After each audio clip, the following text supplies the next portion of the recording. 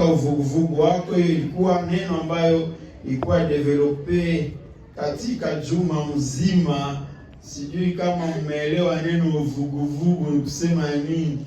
Kwa uvuguvugu ni kusema nini? Uvuguvugu hauna unavugavuga, hauna uko hatukuyue, hauna msimamo yoyote, uko mvuguvugu. Na neno hili neno ambalo tunahubiri kwa leo sio neno la wasiamini, ni watu ambao wako ndani ya kanisa lakini hawaonekani kama wako na msimamo gani. Sababu watu wengi wanaweza kupotelea ndani ya kanisa, na ndio maana wanatumikisha neno hapa uvuguvugu. Kwetu sie wakati tulikuwa wanasimaka, wakati naona mai, wakati haitogoti wanasimama kuilukira. Mnaona kulukira? Kulukira ndio kusema nini? Ndio nini? Ndio kusema nini kulukira? Kulukira ndio kusema nini? Hapana, haiko hivi. Neno kulukira ndio kusema nini? Ndio nini? Mswahili ndio kusema nini?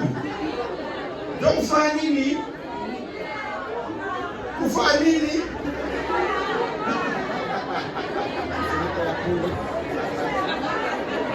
Simunaona hamuywe Swahili. Hamuywe Swahili. Kulukira mina yake mwaelewa. Bana simama mtu mulukire juu mai ifai nini? Itokote. Hapana mbio isha katara tokota. Alafu inaomba walukire. Na wale watu wenye wako wavuguvugu hivyo walukiriwe. Bwana Yesu asifiwe. Watokote. Bwana Yesu asifiwe. Sababu hatupendi yenye haiko moto au yenye haiko ile iko mbaya, sino gari itakuwa changa. Changa ndio nini? Mswahili ndio nini? Unaona amuye Swahili. Amuye Swahili. Ndio maana katika kanisa mahali hapa ambapo tunasoma inataka kusema mtu inaomba akuwe moto au akuwe ile ya katikati, ile haifai. Munaona hata na materme ambazo tumatumikisha pale, munaona hamuzipati.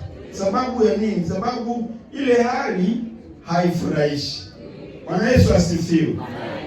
Alafu ndio maana leo tunasema geuka toka ile uvuguvugu wako. Unajua katika kanisa la Laodikia, kama leo tunakusanyika, kanisa la Laodikia lilikuwa tofauti na kanisa la Goma. Laodikia ilikuwa mji mkubwa sana, ilikuwa na mali, watu walikuwa wanajitoshelea vizuri sana. Walikuwa ndani ya furaha sana na kiasi walianza kumsahau Mungu. Tofauti na katika mji wa Goma na katika maisha yetu ya kila siku ambayo tunaishi changamoto mbalimbali, sisi kuliko furahi tutenge na Mungu, furaha inaweza kututenga pia. Nani magumu inaweza kututenga na Mungu. Mliona vijana hapa wanasema aseme utamu ya dunia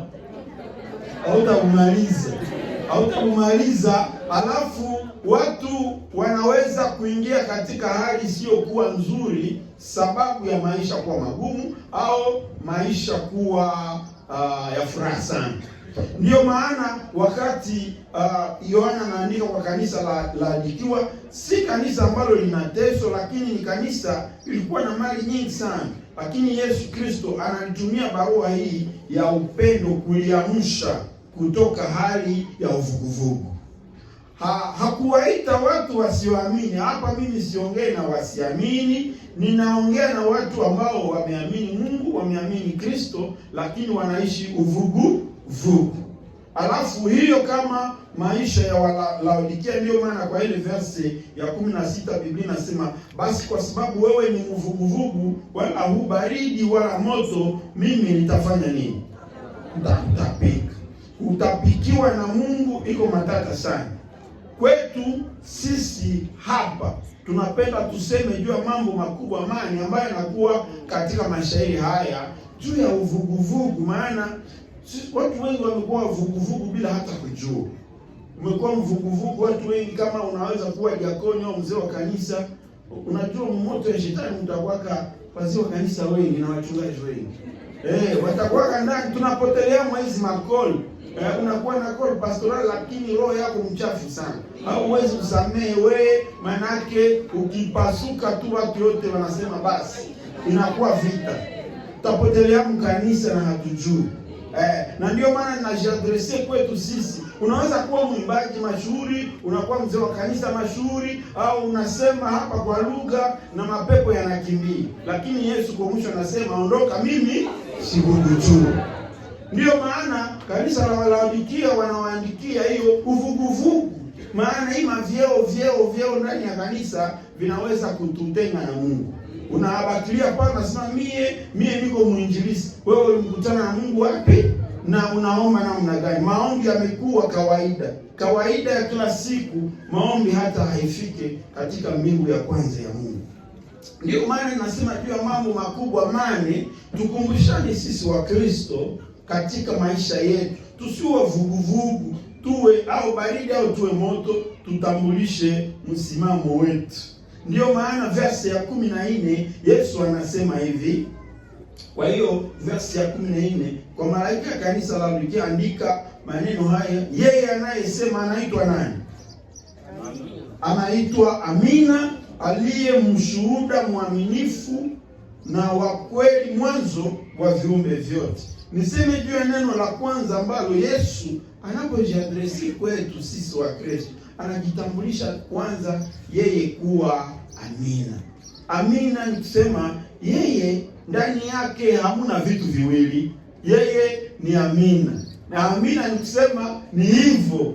Alafu naye anataka sisi tuwe Amina pia katika maisha yetu. Unaposema unasema kweli. Hapana kusema mimi nalapa. Unalapia nini? Maana unajua nini unataka sema, unataka kutudanganya. Au wenyewe unasema eske wenyewe unasemaka kwa watu wengine. Tukikupa hii mikrofoni tunasema kwa hapa mbele, ukilisema utalisema eske ni Amina? Yesu ndiye Amina, na anataka sisi katika mwenendo wetu na sisi tuwe Amina. Katika tabia zetu tuseme iliyo kweli. Basi Amina nisema kweli. Amina nisema kweli. Je, sisi tu ukweli na wake zetu? Wewe mwanaume wakikwambia kwenye ulikuwa Jean, ndio uliambia bibi yako Jean, eske ni kweli wenyewe ulisema? Eske ni kweli? Kule kusafari wenyewe ulienda, sasa ulirudia, wenyewe ulisema ulienda kufanya. Eske ni kweli wenyewe ulienda kufanya? Halo? Tuko pamoja? Vile wenyewe ulifanya jana, eske ni kweli? Eske unaweza kufanya hadharani? Yesu anaitwa Amina, na anataka sisi pia tuwe Amina katika yale tunayoyasema, tunayoyafanya, huduma katika kanisa, katika familia zetu. Anataka tumfanane yeye. Anataka tumfanane katika njia zetu zote. Biblia inasema mimi ni Amina, mshuhuda mwaminifu na kweli, na mimi ni mwanzo wa viumbe vyote. Mwanzilishi wa vyote ni Kristo. Na ndio maana tunajitegemea yeye. Hatuwezi kubabaishwa na vurugu za dunia tunapotembea na Yesu. Na ikiwa tunataka tuone utamu na uaminifu wake, sharti tufanane huyu Yesu anayekuwa Amina. Amina katika maisha yetu, tuwe tofauti tunaposema na watu, tunapo deal na watu. Wewe kijana umeshadanganya wanawake wangapi? Unaambia una moa na ule utaoa wangapi? Si hatuwezi kubariki wengi, tunabarikiaka tu. Bwana Yesu asifiwe. Sasa wakati unakuwa unaimba hapa, naimba sababu nimeokoka. Wewe umeokoka kweli? Maisha yetu yawe Amina. Je, tukuamina katika biashara tunayoifanya? Watoto, je, tukuamina wakati tunadili na wazazi wetu? Unasikia hii mapande hivi vinaanza sumbua watu. Ni wasikia huku yule mtu yuko na zeeka na yuko unazeeka kukila sekondi.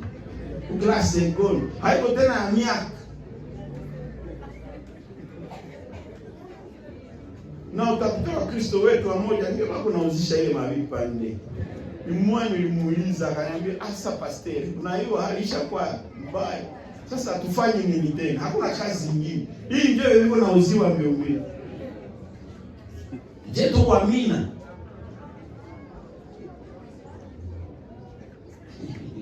Mnanyamaza. Mko na viuzisha. Na nyinyi mnaviuzisha hapo. Je, tuamina? Tuwa mchungaji mmoja alikuwa kisha maliza shule, familia yake ikasema mbo shirika nyie mkamate kwanza huyu akatuambia, familia yake ilituomba yeye, akasema si mtupatie kwanza huyu ajere kwanza centre d'accueil yetu. Alafu alimchukua, alafu ile kijana alipokuwa pale kwa jera, anaona watu wako nakuja na wanawake wa wengine wanaingia, yeye anakamata franga, kichwa yake karibika. Akasema sasa mimi nakuwa nakamata franga za wanamke wenyewe wako nakuya na wanaume wengine. Akasema mimi na viachi. Je, tukuamini? Maisha yetu, je, iko amina? Mchungaji mmoja aliniambia mtoto wake walimkamata wakati anamaliza masomo, anatafuta kazi anakosa. Alafu kazi yenyewe alipata ni kutumika ndani ya izine ya kutengeneza tumbaku. Sasa yeye ndio alikuwa comptable, je pas kesi au comptable. Alafu mchungaji akaenda auliza wale watu, sasa nyinyi mtoto wangu ndio mwenyewe mnaweza patia kazi ya kuwa na percevoir francs za tumbaku? Wale watu wakasema ule ndio anaweza weze ile kazi, yeye avutake, tukitia kuvuta atamaliza tumbaku zote. Sasa huyu yeye tunajua franga yote itaingia. Bon, ile témoignage ilinifurahisha quand même de l'autre côté basi. Mais est-ce que maisha yetu kwenye tunaishi tunashinda? Mtu anaweza kufurahia kuishi na sisi, anasema kweli hawa ni Wakristo. Bwana Yesu asifiwe. Unaona, wakati Petro alikuwa anatembea alitoa mapepo na wengine, mtu mwingine naye alitokea kuna akasema, maana kutoa mapepo ni kusema kwa jina la Yesu pepo zinatoka. Mapepo zilimwangalia, sikamwangalia, sikasema hapo Petro tunamjua na Paulo tunamjua, na wewe uko nani? Eske mapepo zinapokuangalia zinakuona kile uko tofauti na Petro au zinakukofondre na wao? Yesu anaitwa amina na anataka sisi tuamini. Tunapokuwa Kristo, mshimamo wetu, maisha yetu yafanane na Kristo mwenyewe. Watu wanaweza kubadilika, watu wanaweza kuwaza kwa namna ya dunia hii, lakini yeye aliyetuita ni mwaminifu. Biblia inasema hivyo. Yeye ni mwaminifu, mshuhuda mwaminifu. Yesu anapoahidi anatimiza yale aliyoahidi. Anayatimiza hata siku ziwe nyingi, lakini Mungu wetu ni mwaminifu. Na ndio maana tunaishi katika mazingira tunayoishi leo, lakini bado tunaendelea kuishi na Mungu anaendelea kuwa mwaminifu. Na ndio maana tunamtegemea sababu yeye anaitwa amina, yeye ni kweli, yeye ni mwaminifu, yeye ni mwanzo wa vitu vyote. Hakuna mahali kwingine ambako tunaweza kupata yale ambayo tunaweza kupata kwa Kristo. Tumebakia naye, tumebana kwake na tutaendelea kuwa ndani yake. Jambo la pili linakuwa kwa verse ya 15. Biblia inasema hivi: ninajua matendo yako, wewe si baridi wala moto. Afadhali ungekuwa baridi au moto. Jambo la muhimu mahali hapa ni kwamba Yesu anakujua na anajua kanisa lake. Amen. Hauwezi kumdanganya, ninajua matendo yako. Hapana, ninajua ya kuwa mzee wa kanisa, au ninajua kile uko na call pastoral, au ninajua kile uko pastor surveillant au president wa kanisa. Hiyo ni vitu vingine, hivi ni vyeo. Ninajua nini unayofaa. Matendo ya Biblia inasema matendo yako yatapimwa namna gani? Yatapimwa namna gani? Ikilungula unaenda wapi? Ninakujua. Jambo hili linakuwa na mambo mawili, ya kuwa Mungu anajua yale tunayofanya kwa ajili yake. Ile ni ya kwanza. Lakini ya pili, anajua ya kuwa anajua mahali huko, haja kusahau. Bwana Yesu asifiwe. Anajua unayoyapitia, anajua kwenye huko, anakujua jinsi wewe haujijui, na anajua nini anayo kwa ajili yako. Hata kama uko mahali ambako haujulikani, yeye anakujua. Hiyo ni ya kwanza. Na ya pili sasa anasema ninajua matendo yako.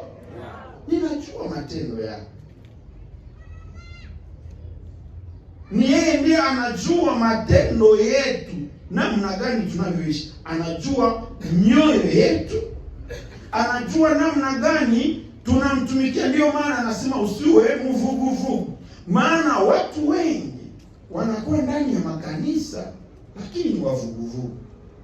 Wanakuwa na vinyongo vya siku na masiku nyingi sana. Utawaona ni wazee wa kanisa, ni wadiakoni, ni waimbaji, ni wachungaji. Wanajijua hivyo, lakini Yesu anawajua kitofauti. Bwana Yesu asifiwe. Kanisa tunaweza kuwa sisi tunakujua kama mchungaji, lakini Mungu anakujua mpagani. Au naweza kuwa tunakujua mwimbaji, lakini Mungu anakujua muluzi. Unaona? Sasa Mungu yeye anakujua namna gani? Hii ndio ulizo ambao anapaswa kuwa anajivunia. Mungu unanijua namna gani? Na ndio maana watu wengi wanaweza kujificha ndani ya huduma. Na ndio maana utaona wakiishi maisha ya uvuguvugu. Maombi yanaweza kuwa desturi, ni desturi tunaenda kwa maombi, lakini maombi haya hayako kweli mazungumzo na Mungu na hayabadilishi maisha yao. Ibada inakuwa kama kujionyesha kawaida. Unaona leo huko, unaona watu muibada, mtu yuko naimba, yuko mwanzo adoration, aisha jazo, mimi niko na fast selfie. Mungu unaona zile mama image. Unaona mtu iko aisha omba, ndio na selfie kisha na itu. Kisha unasema huyu alikuwa naomba, alishua ekifuata, eski iko muwepo wa Mungu au iko mselfie? Unaona confusion yenye iko naingia. Unaona rema ke yepe ndio alikamata ile picha, au kama mtu mwingine ndio alikamata. Unakuta mtu aisha katika yashu iko nasema kwa lugha na hiyo unashikamata picha. Sio sasa alikuwa anakamata picha au alikuwa naomba? Inakuwa ni ma demonstration, inakuwa ni maonyesho. Nous voulons être vus. Hatutaki kuomba na Mungu, kuzungumza na Mungu. Na hiyo inaacha watu wanakuwa wavuguvugu. Huduma inakuwa cheo, mimi ndio fulani ndani ya kanisa, au uchungu wa kinyongo, vengeance ndani ya kanisa. Watu wanashindwa kusameheana. Sema mimi siwezi samehe, ule ashanikosea sana. Sasa na Yesu naye kama anasema hawezi kukusamehe, wewe utakuwa wa nani? Ule hakuwa damu wangu, ule hakuwa damu wangu. Damu yako ni ya ble, ni ya joni, ni ya rouge, ni ya namna gani? Kama wewe ule hakuwa damu yako, wewe damu yako ni ya namna gani? Bwana Yesu asifiwe. Kwa nini sasa tunakuwa ndani ya kanisa tunakula meza ya Bwana pamoja na mambo yote pamoja, lakini nje sisi tuna vinyongo kati yetu, tunalumizana, tunamalizana. Unakula deni ya mtu na pastor nani, mzee fulani, mko wazee kanisa ndani ya kanisa moja, unakuwa na shida, unamwambia nisaidie nikopesha, na kukopesha kulipa, unaanza muone na kwepa lipa deni ya watu. Kama hauna deni kuyasema basi, na ukorofi inaanza ingia. Tunaanza avec makanisa. barakupa franga aveke unaenda nazo. Na huko mzee wa kanisa, huko diakoni. Maaveke zisha kufamu makanisa yetu mingi ya sema kajua. Benye wako naziba ni wa Kristo. Sasa unasema tukimbilie wapi? Au manaamua twende mmoske. Mungu anakujua. Anajua matendo yako.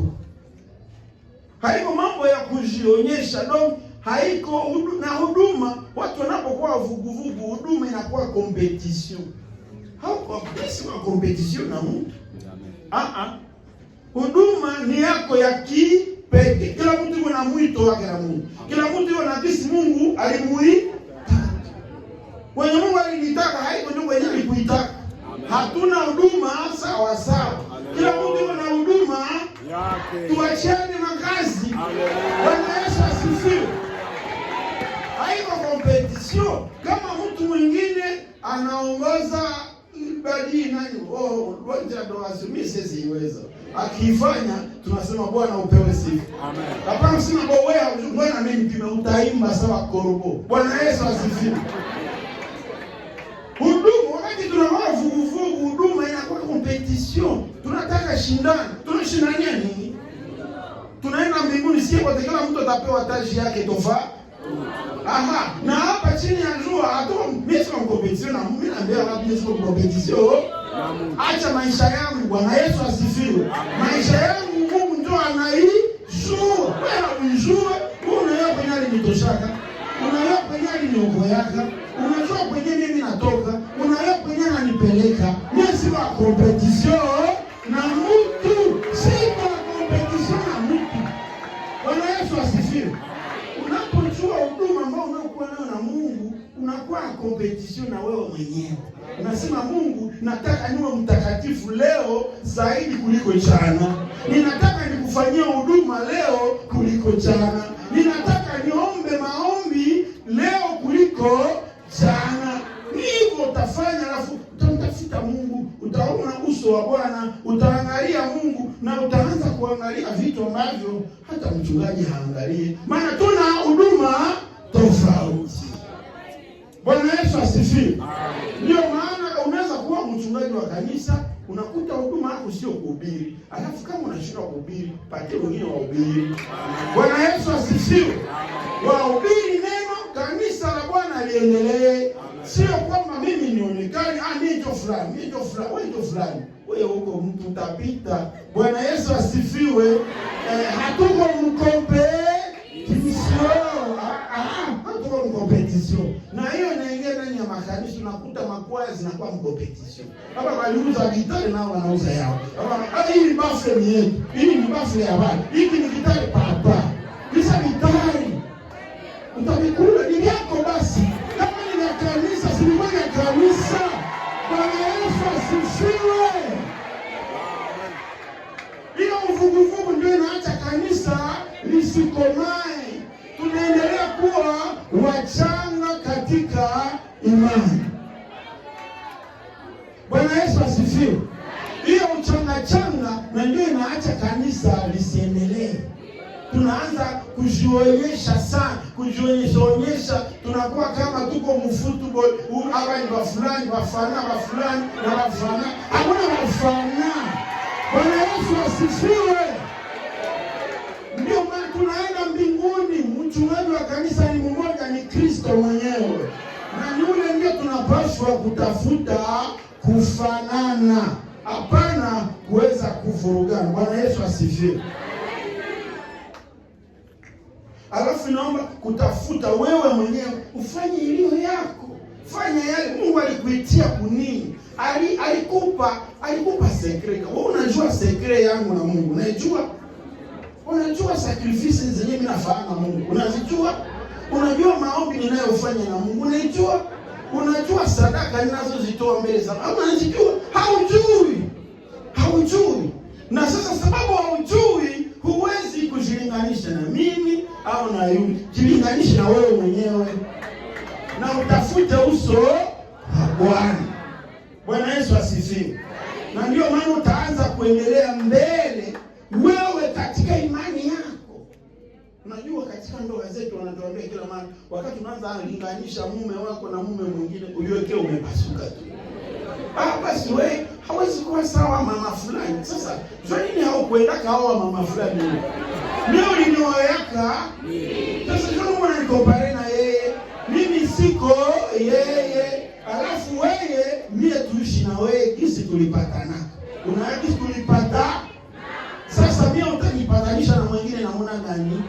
Mungu akusaidie. Bwana Yesu asifiwe. Ishi maisha yako ukimtegemea Mungu. Hapana kuwa competition na mtu. Ikuwe ndani ya biashara, ikuwe ndani ya unyumba, ikuwe ndani ya huduma, ikuwe ndani ya kitu kingine chochote. Sema Mungu, mimi ninajua leo ulinitia ni kitu fulani. Ninataka nikifanye vizuri leo kuliko jana. Na kesho vizuri kuliko leo. Na hiyo itakusaidia kuendelea vizuri katika imani. Bwana Yesu asifiwe. Sino utajivuruga mwenyewe. Utajikwalisha mwenyewe. Bwana Yesu asifiwe. Kuna watu wengi walikuja kuwa wachungaji kumbe na wangelikuwa wamekanisia. Unaona? Sababu waliona mekaniki inakuwa nguvu. Tu unaona wakati anasherehekea kanisa ni saa tu iko nafungula maburo. Ni mekanike sana. Bwana Yesu asifiwe. Hiyo ndio kukopie. Tafuta mwito wako na Mungu amepitia nini. Bwana Yesu asifiwe. Jambo la tatu kwa kanisa la Laodikia kwa verse ya 17. Kwa sababu unasema mimi ni tajiri, nimepata mali nyingi, wala sihitaji kitu. Uvuguvugu mara nyingi inatokana na mafanikio fulani ambayo tumekuwa na. Mimi ni pastor, mimi ni mchungaji, mimi ni mzee, mimi ni diakoni, mimi kama sitoe ile kanisa haitayalaka haina na franga. Bwana Yesu asifiwe. Alafu unakuwa mvuguvugu. Watu wengi wanajificha ndani ya mafanikio fulani. Mimi kama siku ile kwa ninazimika. Enda, ni yako basi. Bwana Yesu asifiwe. Mimi kama siimbe basi ile kanisa haitaendelea. Mimi kama story, mimi papa. Kanisa ni yako. Ile kwaya ni yako. Halo. Nguvu mara nyingi inatokana na mafanikio fulani. Ukishafikia mahali fulani unawaza umefika. Wakati unaposema umefika, umesahau kuomba, umesahau kusoma neno, umesahau kwenda kanisani, unasahau ibada, unasahau kwenda kwa ibada ya asubuhi, unaanza kuwa baridi.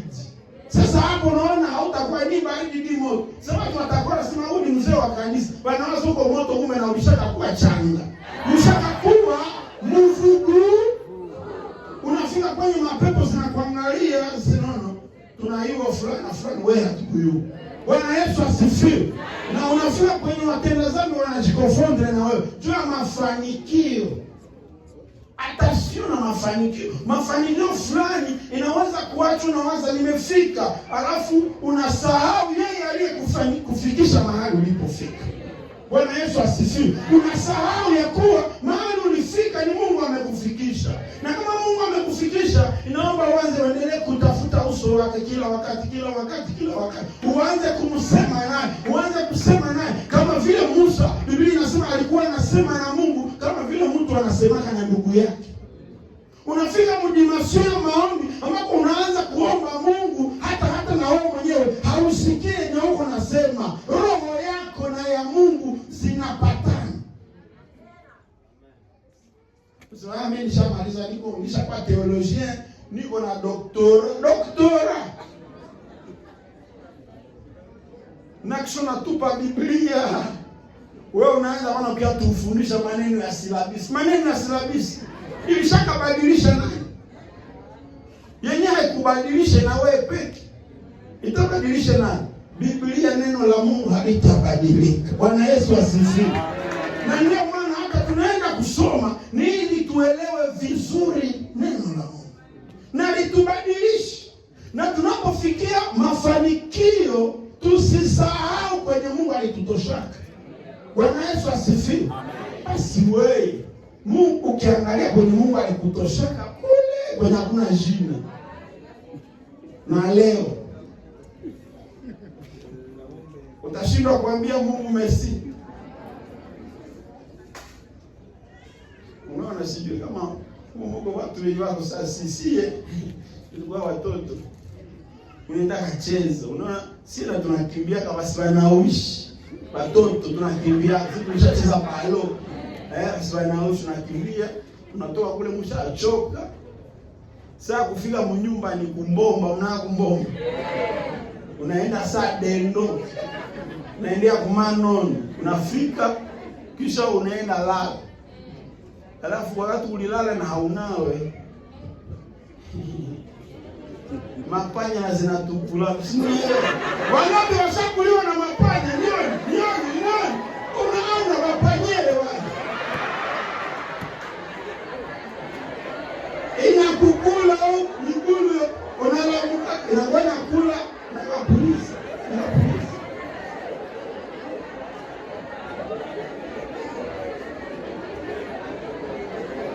Sasa unalamuka unasikia migulu ishakuwa. Unaona kasoni kwa cheko maana na ishakuliwa.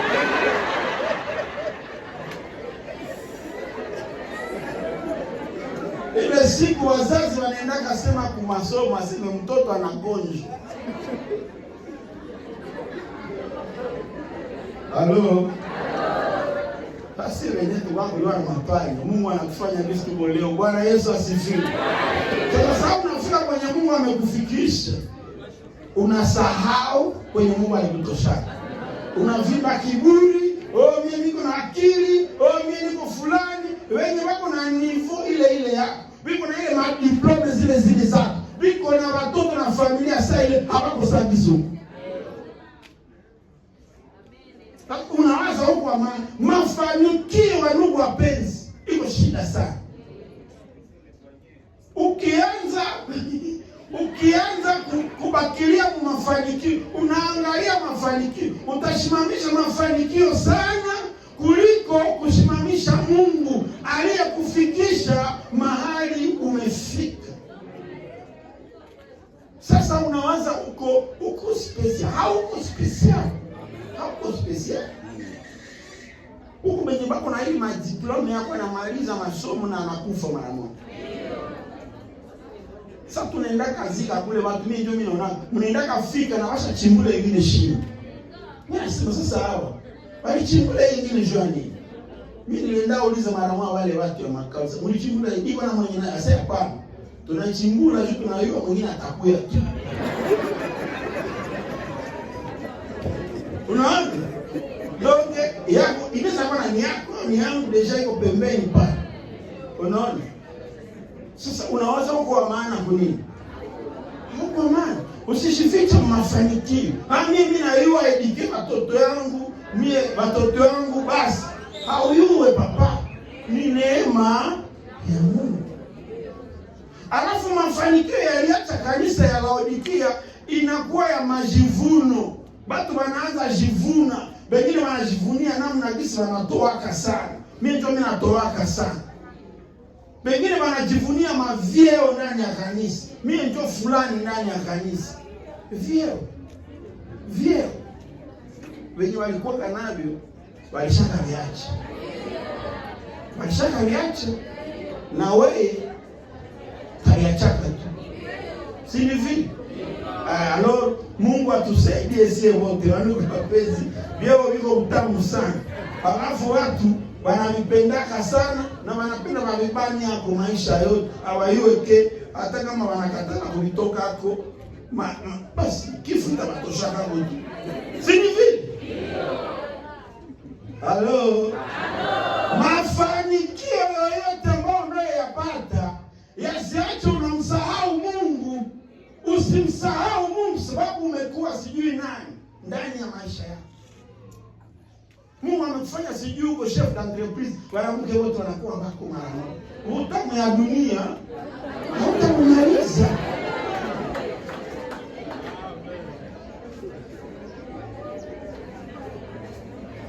Bwana Yesu asifiwe. Mama, hii bikwembe niko natoka kila siku. Leo hiki unapenda kivale na kesho yake. Bo kuvala iko bien nayo, no? Basi mkongomani mwenye awe vale na iko mkongomani.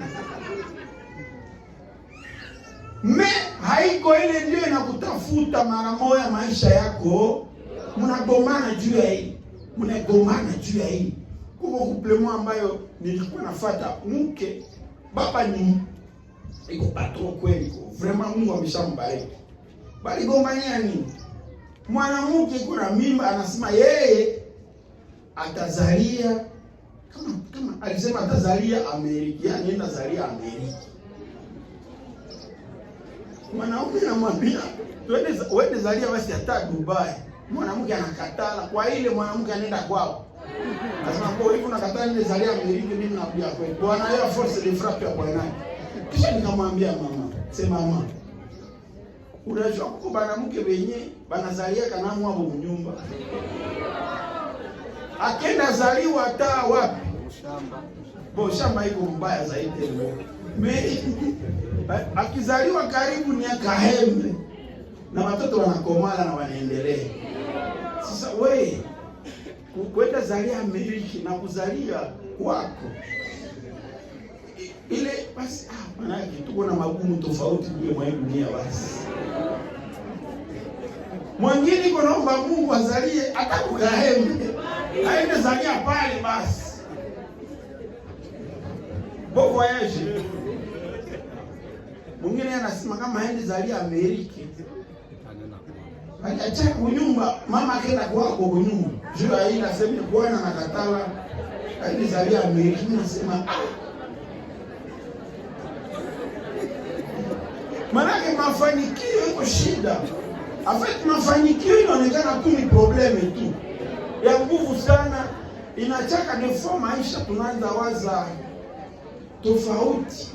Unaanza waza kama uko special, kama wewe hautembelea kuibu dongo ya Mungu.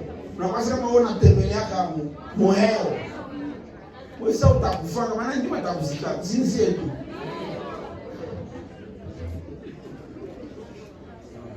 Jambo la hii, la tatu. La hii.